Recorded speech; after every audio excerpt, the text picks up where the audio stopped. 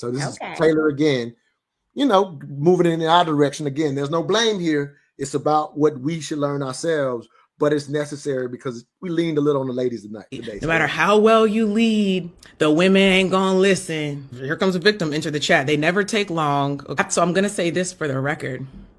The people who are already looking where you're going don't need persuasion to go there. You gotta fight somebody who's going in a different direction. They have a different vision. They don't see the same thing. So when you're trying to lead somebody that's going in a different direction, yeah, you're gonna have some problems.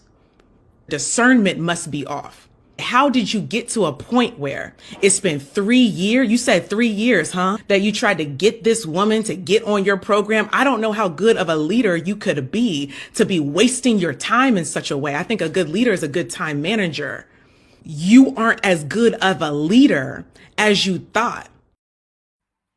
So I subscribe to traditional roles, not putting that on anyone else.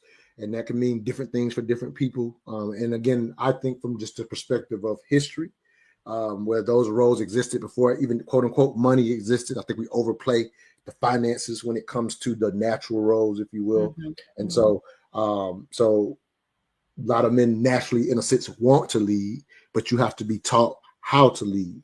And so what she was describing, in my opinion, is a frustrated male who has not been taught how to lead and assuming simply by having a penis, he should be the leader. So those men do exist. So let me make that very clear.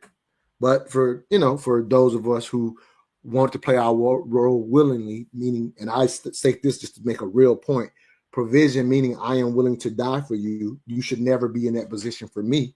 So in my willingness to do that for you, there's a level of respect that has to be given for someone who understands that properly and doesn't make the assumption. So I just wanted to kind of highlight, I thought that was a good cut to close us out with and get your thoughts, and we're out of here. But thank you for helping me rock out for episode 3 of the Mental Dialogue Perspective. Any thoughts on that? And give us a closing thought, and we're out of here.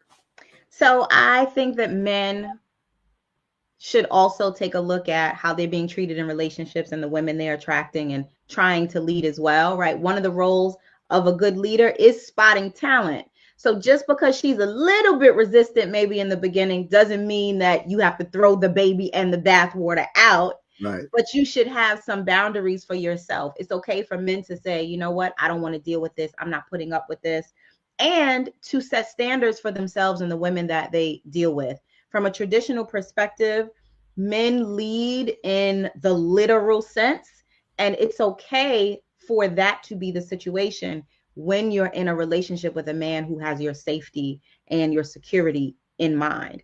And I tell women all the time, all this softness that y'all want, if you let him take the lead, you have a lot more time to relax and have some ease. There it is.